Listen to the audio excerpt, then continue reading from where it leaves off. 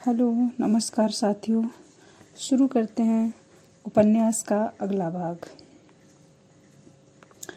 पहलवान ने रिक्शे वाली की पीठ में एक उंगली कोंचकर उसे आगे बढ़ने का इशारा किया और कहा, तो अभी से क्यों टिल्लों टिल्लों लगाए हो? जब डाका पड़ने लगे तब मुझे बुला लेना। रिक्शे वाले ने पैडल पर जोर दिया और रामाधीन ने उसका हैंडल इस तरह पकड़ रखा था कि रिक्शा अपनी जगह पर ही था। बद्री पहलवान ने गुस्से से कहा, मैं सोच रहा था कि कौन सी आफत आ गई है सड़क पर। रिक्शा पकड़कर राड़ की तरह रोने लगी है। रामाधीन बोले, रो नहीं रहा हूँ, शिकायत कर रहा हूँ। वैद्य जी के घर में तुम ही एक आदमी हो, बाकी तो सब पंसाखा हैं।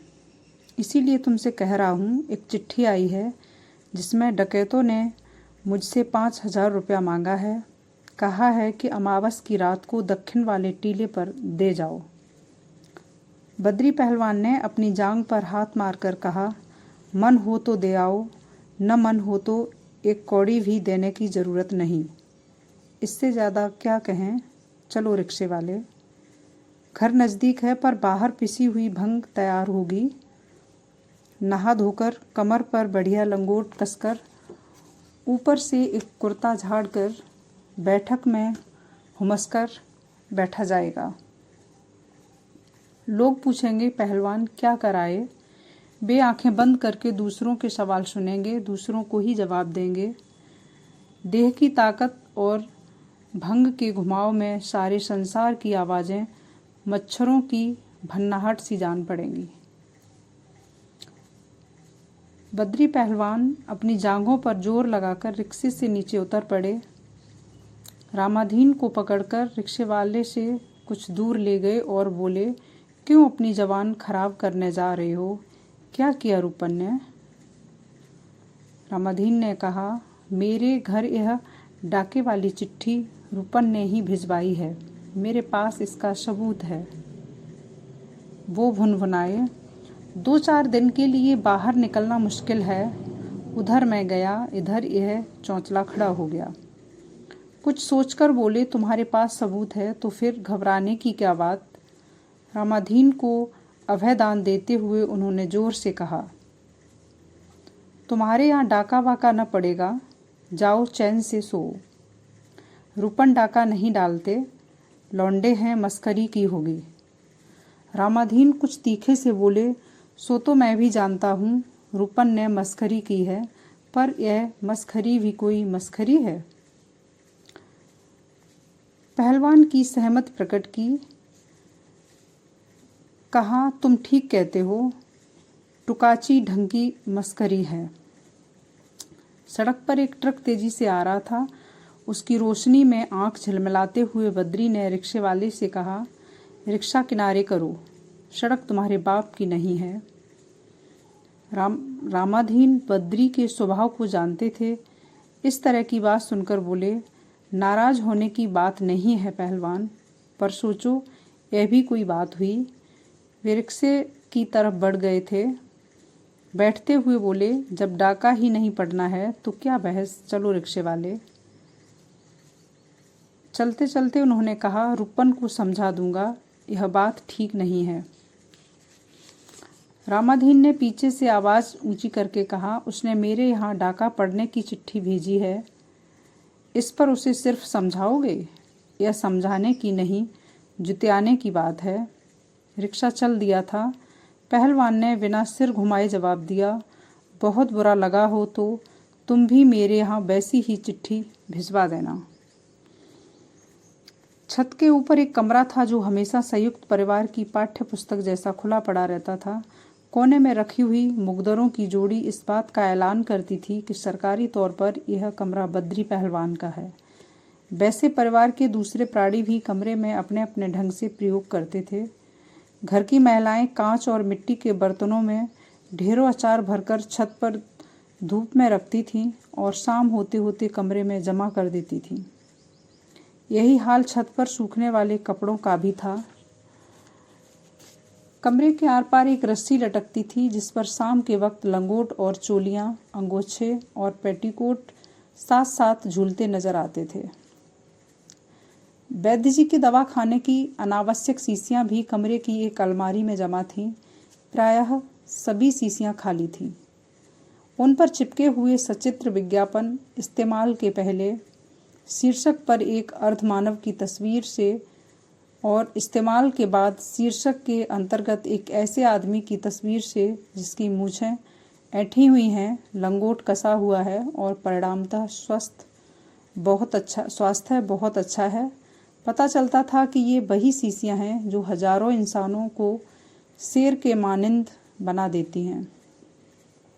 यह दूसरी बात है कि वे अपने गुसल खाने और शयन कक्ष में कमर लपलपाते हुए शेर की तरह घूमा करते हैं, बाहर बकरी के बकरी बने रहते हैं। एक साहित्य है जो गुप्त कहलाता है, जो भारत और अंग्रेजी राज जैसी पुस्तकों से भी ज्यादा खतरनाक है, क्योंकि उसका छापना 1947 के पहले तो जुर्म था ही, आज भी जुर्म है, जो बहुत सी दफ्तरी बातों की तरह गुप्त होकर भी गुप्त नहीं रहता, जो आहार, निद्रा, भय आदि में फंसे हुए आदमियों की जिंदगियों में एक बड़े सुखद लिटरेरी सप्लीमेंट का काम करता है और जो विशिष्ट साहित्य और जनसाहित्य की बनावटी श्रेणियों को लांघ कर व्यापक रूप से सबके हृदयों में प्रतिष्ठित है। वैसे उसमें कोई खास बात नहीं होती, सिर्फ यही बताया जाता है कि किसी आदमी ने किसी आदमी या किसी औरत के साथ किसी तरह से क्या बर्ताव किया, यानी उसमें सुमित्रा नंदन पंत की दार्शनिक भाषा में कहा जाए तो मानव मानव के चिरंतन संबंधों का वर्णन होता है। इस कमरे का प्रयोग ऐसे साहित्य के अध्ययन के लिए भी होता था और यह अध्ययन जाहिर है परिवार में अकेले विद्यार्थी होने के नाते रूपन बाबू ही करते थे। रूपन कमरे का प्रयोग और कामों के लिए भी करते थे, जिस सुख के लिए दूसरे लोगों को रोटी के टुकड़े, पेड़ की छांव, कविता, शराब की सुराही, प्रेमिका आदि उमर खयामी पदार्थों की जरूरत होती है, वह सुख रूपन बाबू इस कमरे में अपने आप ही खींच लेते थे। परिवार के सभी लोगों में शांतिपूर्ण सह अस्तित्व का नारा बुलंद करने वाले इस कमरे को देखकर लोगों के मन में स्थानीय संस्कृति के लिए श्रद्धा पैदा हो सकती थी। इसे देख लेने पर कोई भी समाजशास्त्री यह नहीं कह सकता था कि पूर्वी गोलार्ध में संयुक्त परिवार की व्यवस्था को कहीं से कोई खतरा है। यही कमरा रंगनाथ को रहने के लिए दिया गया था। उसे यहाँ 4-5 महीने रहना था। वैद्य जी ने ठीक ही बताया था। एमए करते करते किसी भी सामान्य विद्यार्थी की तरह वह कमजोर पड़ गया था। उसे बुखार रहने लगा था। किसी भी सामान्य हिंदुस्तानी की तरह उसने डॉक्टरी चिकित्सा में विश्वास न करते हुए भी डॉक्टरी दवा खाई थी। उससे वह अभी बिल्कुल ठीक नहीं हो पाया था। किसी भी सामान्य शहराती की तरह उसकी भी आस्था थी कि शहर की दवा और देहात की हवा बराबर होती है। इसीलिए वह यहाँ रहने के लिए चला आया था। किसी भी सामान्य मूर्ख की तरह उसने एमए करने के बाद तत्काल नौकरी न मिलने के कारण रिसर्च शुरू कर दी थी, पर किसी भी सामान्य बुद्धिमान की तरह वह जानता था कि रिसर्च करने के लिए विश्वविद्यालय में रहना और नित्य प्रति पुस्तकालय में बैठना जरूरी नहीं है। इसलिए उसने सोचा था कि कुछ दिन वह गांव में रहकर आराम करेगा, तंदुरुस्ती बनाएगा, अध्ययन करेगा, जरूरत पड़ने पर शहर जाकर किताबों की अदला बदली कराएगा और वैद्य जी को हर स्टेज पर शिष्ट भाषा में यह कहने का मौका देगा कि काश हमारे नवयुवक निकम्मे न होते तो हम बुजुर्गों को ये जिम्मेदारियां न उठानी पड़ती। ऊपर का कमरा काफी बड़ा था। उसके एक हिस्से में रंगनाथ ने आते ही अपना व्यक्तिवाद फैला दिया था। उसकी सफाई करा के एक चारपाई स्थायी रूप से डाल दी गई थी। उस पर एक स्थायी बिस्तर पड़ा था। पास ही की अलमारी में उनकी किताबें लग गई थीं। उनमें जेवी जासूस या गुप्त साहित्य के प्रवेश का निषेध कर दिया गया था। वहीं एक छोटी सी मेज और कुर्सी भी कॉलेज से मंगाकर लगा दी गई थी। चारपाई के पास ही दीवार में एक खिड़की थी जो खुलने पर बागों और खेतों का दृश्य पेश करती थी। यह दृश्य रंगनाथ की जिंदगी को कवित्वमय बनाने के काम आता था और वहाँ उसे सचमुच ही कभी कभी लगता था कि उसके सामने न जाने कितने वर्ड्सवर्थ, कितने रॉबर्ट फ्रॉस्ट, कितने गुरुभक्त सिंह एक ऑर्केस्ट्रा बजा रहे हैं और उनके पीछे अनगिनत आंचलिक कथाकार मुंह में तुरही लगाए, सांस फुलाए खड़े हुए हैं। रूपन बाबू कहीं से कुछ ईंट रोड़ा उठा लाए थे और उसे जोड़ गांठ कर उन्होंने एक रेडियो जैसा तैयार किया था। कमरे के ऊपर बांसों और आसपास के पेड़ों के सहारे उन्होंने लंबे लंबे तार दौड़ा दिए थे, जिससे लगता था कि वहाँ एशिया का सबसे बड़ा ट्रांसमिशन सेंटर है।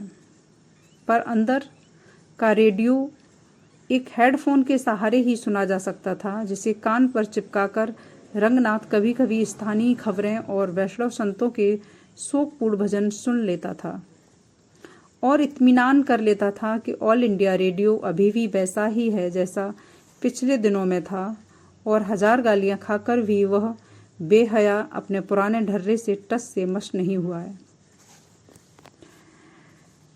रंगनाथ का कार्यक्रम वैद्य जी की सलाह से बना हुआ था। बहुत सवेरे उठना, उठकर सोचना कि कल का खाया हजम हो चुका है, तांबे के लोटे में रखा हुआ ठंडा पानी पीना, दूर तक टहलने निकल जाना, नित्य कर्म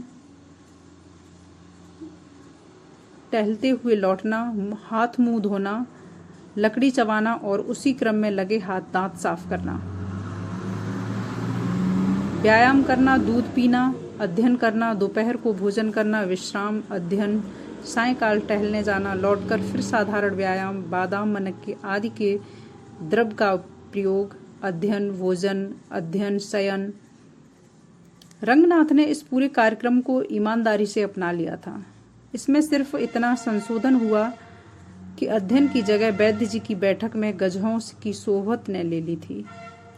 चूंकि इससे रंगनाथ के वीर्य की प्रतिरक्षा को कोई खतरा नहीं था और कुल मिलाकर उसके पूरे दैनिक कार्यक्रम का कोई असर नहीं पड़ता था, इसलिए वैद्य जी को इस संशोधन में कोई ऐतराज न था, बल्कि एक तरह से वे इसे पसंद करते थे कि एक पढ़ा लिखा आदमी उनके पास बैठा रहता है और हर बाहरी आदमी के सामने परिचय कराने के लिए हर समय तैयार मिलता है। कुछ दिनों में ही रंगनाथ को शिवपालगंज के बारे में ऐसा लगने लगा कि महाभारत की तरह जो कहीं नहीं है वह यहाँ है और जो यहाँ नहीं है वह कहीं नहीं है। उसे जान पड़ा कि हम भारतवासी एक हैं और हर जगह हमारी बुद्धि एक सी है। उसने देखा कि जिसकी प्रशंसा में सभी मशहूर अखबार वाले पृष्ठ से ही मोटे मोटे अक्षरों में चिल्लाना शुरू करते हैं, जिसके सहारे बड़े बड़े निगम, आयोग और प्रशासन उठते गिरते हैं, घिसटते हैं, वही दांवपेच और पैंतरेबाजी की अखिल भारतीय प्रतिभा यहाँ कच्चे माल के रूप में इफरात से फैली पड़ी है। ऐसा सोचते ही भारत की सांस्कृतिक एकता में उसकी आस्था और भी मजबूत हो गई। पर कमजोरी सिर्फ एक बात को लेकर थी। उसने देखा था कि शहरों में वाद विवाद का एक नया रूप पुरानी और नई पीढ़ी को लेकर उजागर हो रहा है। उसके पीछे पुरानी पीढ़ी का यह विश्वास था कि हम बुद्धिमान और हमारे बुद्धिमान हो चुकने के बाद दुनिया ने बुद्धि नाम का तत्व खत्म ही हो गया। नई पीढ़ी के लिए उसका एक कतरा भी नहीं बचा है। वहीं पर समाज के प्रति ईमानदार न थी। हम चेतन हैं, किसी भी हालात में खुश नहीं हो सकते और अपने प्रति ईमानदार हैं और समाज के प्रति कुछ नहीं, क्योंकि समाज कुछ नहीं है।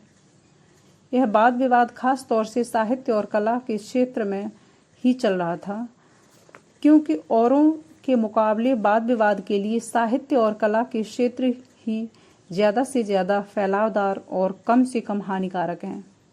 पिछली पीढ़ी के मन में अगली पीढ़ी को मूर्ख और अगली के मन में पिछली को जोड़कर समझने का चलन वहां इतना बढ़ गया था कि अगर क्षेत्र साहित्य का, कला का न होता तो अब तक गृह युद्ध हो चुका होता। रंगनाथ कुछ दिन तक समझता रहा कि शिवपालगंज में भी अभी तक ऐसी पीढ़ी संघर्ष का उदय नहीं हुआ है, पर एक दिन उसका भ्रम दूर हो गया। उसने देख लिया कि यहाँ भी उसी तरह का संघर्ष है। वह समझ गया कि यहाँ की राजनीति इस पहलू से भी कमज़ोर नहीं है। बात एक 14 साल के लड़के को लेकर चली थी। एक शाम बैठक में किसी आदमी ने सिपालगंज के उस लड़के का जीवन चरित्र बताना शुरू किया। उससे प्रकट हुआ कि लड़के में बदमाश बनने की क्षमता कुछ इस तरह से पनपी थी कि बड़े बड़े मनोवैज्ञानिक और समाज वैज्ञानिक भी उसे प्रभु का चमत्कार मानने को मजबूर हो गए थे। सुना जाता है कि अमेरिका से पढ़कर लौटे हुए कई विद्वानों ने उस लड़के के बारे में छानबीन की। उन्होंने टूटे हुए परिवार, बुरी सोहबत, खराब वातावरण, अपराधशील वंश परंपरा आदि रटी रटाई किताबी थ्योरियां उस पर खपाने चाहीं, पर लड़के ने खपने से इनकार कर दिया और बाद में वे विद्वान किसी नतीजे पर पहुँचे कि हो न हो यह प्रभु का चमत्कार है। वास्तव में इससे इन विद्वानों की अयोग्यता नहीं, अपने देश की योग्यता ही प्रमाणित होती है, जो आजकल अर्थशास्त्र, समाजशास्त्र, राजनीति विज्ञान, मनोविज्ञान आदि के क्षेत्र में ऐसी ऐसी व्यवहारिक समस्याएं चुटकियों में पैदा कर सकता है कि अमेरिका की कीमती कागज़ों पर छपी हुई किताबों के बेशकीमती सिद्धांत पोच साबित होने लगते हैं और उनका हल निकालने के लिए बड़े बड़े भारतीय विद्वानों को घबराकर फिर अमेरिका की ओर ही भागना पड़ता है। इस लड़के की केस हिस्ट्री ने भी कुछ ऐसा तहलका मचाया था कि बहुत बड़े विद्वान अपनी अगली अमेरिका यात्रा में उसका समाधान ढूंढने की प्रतिज्ञा कर डाली थी। लड़का सिपालगंज के इतिहास में अचानक ही 2-3 साल के लिए उदित हुआ था, चमका और फिर पुलिस के झापड़, वकीलों के व्याख्यान और मजिस्ट्रेट की सजा की निस्संग भाव से हजम करता हुआ बाल अपराधियों के जेल के इतिहास का एक अंग बन गया। वहीं पता चला कि उस लड़के का व्यक्तिगत चरित्र देश के विद्वानों के लिए समस्या बना हुआ है और उसे सुलझाने के लिए भारतवर्ष और अमेरिका की मित्रता का सहारा लिया जाने वाला है। यह बात सिपालगंज में आते आते लोक कथा बन गई थी और तब से वहाँ उस लड़के का लीला संवरण बड़े अभिमान के साथ किया जाने लगा था। रंगनाथ को बताया गया कि वह लड़का 10 साल की उम्र में ही इतना तेज दौड़ने लगा था कि 15 साल के लड़के को भी उसे पकड़ नहीं पाते थे। 11 साल की उम्र में वह रेल में बिना टिकट चलने और टिकट चेकर को धता देने में उस्ताद हो गया था। 1 साल बाद वह मुसाफिरों को देखते देखते उनका सामान कुछ इस तरह से गायब करने लगा जैसे लोकल अनिस्थीसिया देकर होशियार सर्जन ऑपरेशन कर डालते हैं और मेज़ पर लेटे हुए आदमी को पता ही नहीं चलता कि शरीर का एक हिस्सा कहाँ चला गया। इस तरह की चोरी में उसकी ख्याति सबसे ज़्यादा इस आधार पर हुई कि कभी पकड़ा नहीं गया। बाद में 14 वर्ष की अवस्था में जब वह पकड़ा गया तो पता चला कि वह ऊपर का शीशा तोड़कर दरवाजे की भीतरी सिटकनी खोलने की कला में दक्ष हो चुका था। बंगलों में चोरियां करता है और चोरियों भी रोशनदान से नहीं बल्कि उपर्युक्त तरकीब से दरवाज़ा खोलकर भले आदमियों की तरह कायदे से रास्ते मकान में घुसकर करता है। इस लड़के की प्रशंसा करते करते किसी आदमी ने बहराम चोट्टा का भी जिक्र किया तो किसी जमाने में उस क्षेत्र में ऐतिहासिक महत्व का चोर माना जाता था, पर उसका नाम सुनते ही एक लड़के ने बड़े जोर शोर से विरोध किया और बतर्ज विधानसभा की स्पीचों के बिना किसी तर्क के सिर्फ आवाज़ ऊंची करके साबित करने की कोशिश की कि बहराम चोट्टा भी कोई चोट्टा था। रामस्वरूप ने 12 साल की उम्र में जितना उठाकर फेंक दिया वह बहराम चोट्टा के जन्म भर भी हिलाए न हिलेगा। रंगनाथ को इस बातचीत का कुछ भी समझ में नहीं आ रहा था। उसने सनीचर से पूछा, क्या आजकल के चोटे सचमुच ही ऐसे 30 मार का हैं। पहले भी तो एक से एक खतरनाक चुट्टे हुआ करते थे।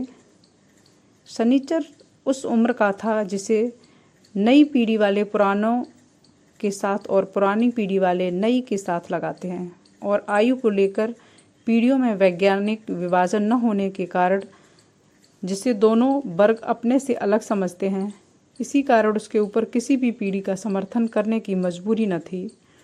साहित्य और कला के सैकड़ों अर्धप्रौढ़ आलोचकों की तरह सिर हिलाकर अपनी राय देने से कतराते हुए वह बोला, भैया रंगनाथ, पहले के लोगों का हाल न पूछो।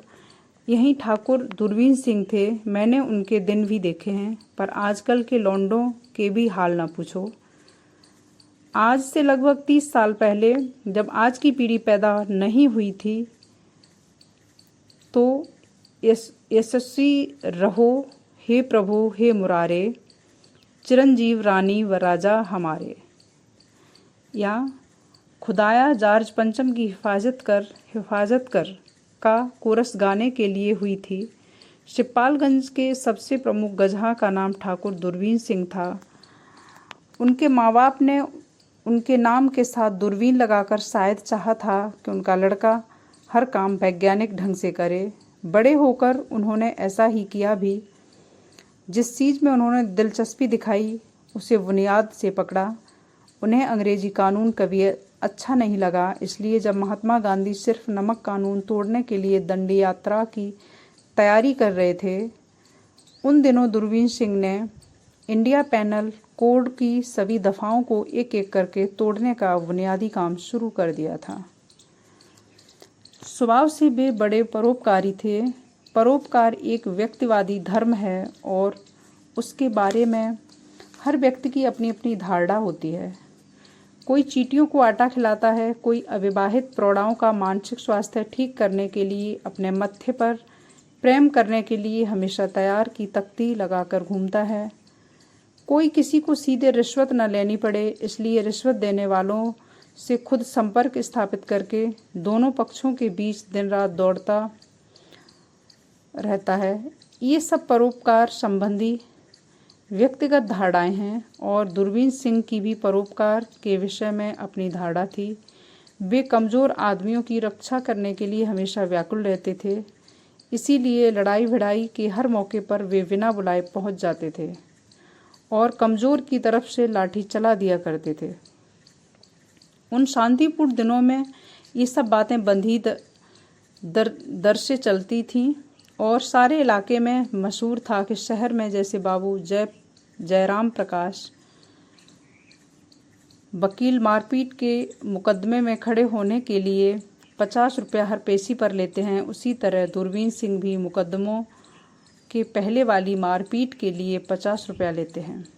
बड़ी लड़ाइयों में जहां आदमी जमा करने पड़ते हैं, यह रकम प्रति व्यक्ति के हिसाब से बढ़ती जाती थी, पर उसकी भी दरें निश्चित थीं और उसमें कोई धोखाधड़ी नहीं थी। उनके आदमियों को गोश्त और शराब भी देनी पड़ती थी, पर वे स्वयं इन मौक़ों पर गोश्त नहीं खाते थे और शराब नहीं पीते थे। इससे उनका पेट हल्का और दिमाग साफ रहता था, जो कि युद्ध के समय बड़ी ही वांछनीय स्थिति है। और चूंकि गोश्त और शराब देखकर भी नहीं कहने वाला आदमी सदाचारी कहलाता है, इसलिए वे सदाचारी कहलाते थे। दूरबीन सिंह की एक विशेषता यह भी थी कि वे सेंध नहीं लगाते थे। वे दीवार फांदने में उस्ताद थे और कहीं भी आसानी से पोल जंप के चैंपियन हो सकते थे। शुरू में रुपए की कमी होने पर वे कभी कभी दीवार फांदने का काम करते थे। बाद में वे ऐसा काम सिर्फ कभी कभी अपने नए चेलों को व्यवहारिक प्रशिक्षण देने की नीयत से ही करने लगे थे। यह वह ज़माना था जब चोर चोर थे और डाकू डाकू। चोर घर में सिर्फ चोरी करने के लिए घुसते थे, और एक 5 साल का बच्चा भी पैर फटफटा दे तो वे जिस सेंध से अंदर आए थे उसी से विनम्रतापूर्वक बाहर निकल जाते थे। डाकुओं की दिलचस्पी मारपीट में ज़्यादा होती थी, माल लूटने में कम। इस परिप्रेक्ष्य में दूरबीन सिंह ने अपने इलाके में चोरी करते समय घर में जग जाने वालों को पीटने का चलन चलाया, और यह तरीका उनके समसामयिक चोरों में बड़ा ही लोकप्रिय हो गया। इस तरह दूरबीन सिंह ने चोरों और डकैतों के बीच के फासले को कम करने का बुनियादी काम किया और उनकी पद्धतियों में क्रांतिकारी परिवर्तन आए। पर वक्त की बात है, सिपालगंज में जो बात भी वक्त के खिलाफ पड़ती थी, वक्त की बात हो जाती थी। यही ठाकुर दूरबीन सिंह अपने नशेबाज भतीजे का एक जोरदार तमाचा बुढ़ापे में खाकर कुएं की जगह से नीचे गिर गए। उनकी रीढ़ टूट गई। कुछ दिनों तक कोने में रखी हुई अपनी लाठी को देख देख कर दूरबीन सिंह अपने भतीजे के मुंह से उसे ठूंस देने का संकल्प करते रहे और अंत में लाठी और भतीजे के मुंह को यथावत छोड़कर वे सिपालगंज की मिट्टी को वीर विहीन बनाते हुए वीर गति को प्राप्त हुए। शनिचर ने दूरबीन सिंह के विषय में अपना संस्मरण सुनाया। भैया रंगनाथ, अंधेरी रात थी और मैं भोलूपुर के तिवारियों के बाग के बीच में आ रहा था। तब हमारा भी बचपना था और हम बाघ बकरी को एक निगाह से देखते थे। देह में ऐसा जोश के हवा में डंडा मारते और पत्ता भी खड़क जाए तो छिटक कर माँ की गाली दे देते थे। तो अंधेरी रात थी और हम हाथ में डंडा लिए सटासट चले आ रहे थे। तभी एक पेड़ के पीछे से किसी ने कहा, खबरदार। हमने समझा कि कोई जिन्न आ गया।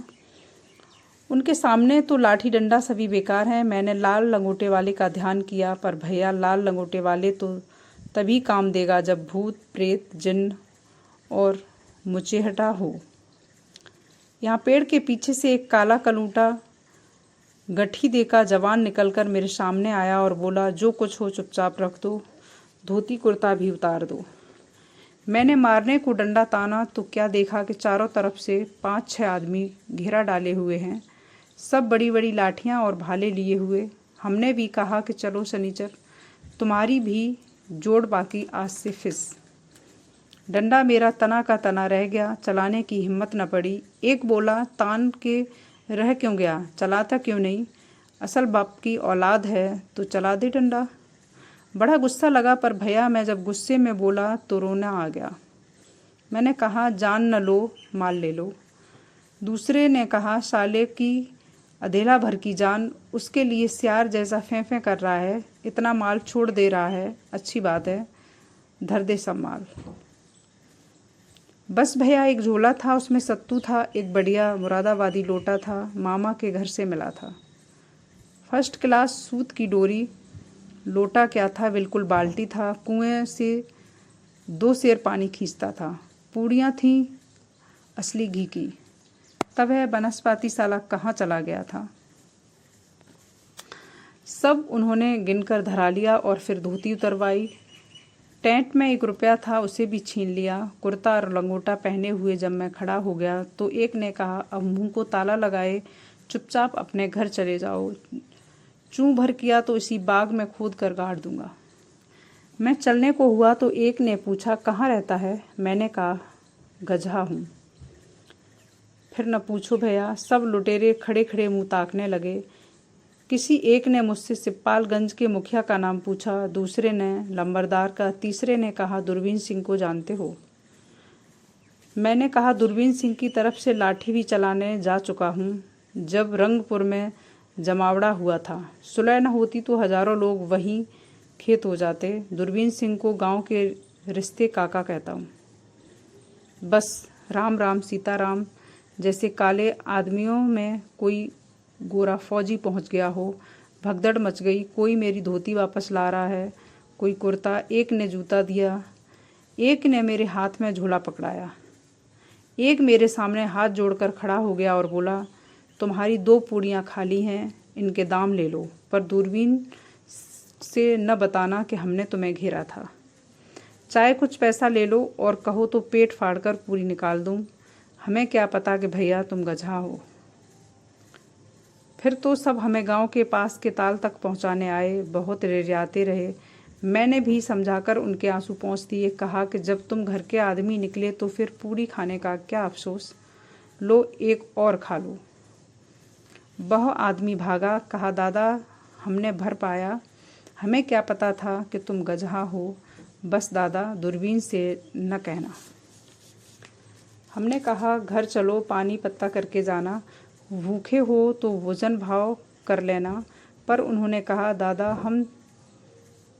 हमें अब जाने दो, तुम भी जाकर सो, कल सवेरे तक यह सब भूल जाना, किसी से कहना नहीं। सो भैया मैं घर आकर पड़ा रहा। सवेरा होते ही मैंने दूरबीन सिंह के जाकर पैर पकड़े कि काका तुम्हारे नाम में लाल लंगोटे वाले का जोर बोल रहा है, तुम्हारा नाम लेकर जान बचा पाया। दूरबीन सिंह ने पाँव खींच लिए, बोले जा शनिश्चरा, कोई फिक्र नहीं, जब तक मैं हूँ अंधेरे उजाले में जहाँ मन हो वहाँ घूमा कर, किसी का डर नहीं। सांप बिच्छू तू खुद ही निपटा ले, बाकी को हमारे लिए छोड़ दे। यहाँ शनिचर सांस खींचकर चुप हो गया। रंगनाथ समझ गया कि घटिया कहानी लेखकों की तरह मुख्य बात पर आते आते वह हवा बांध रहा है।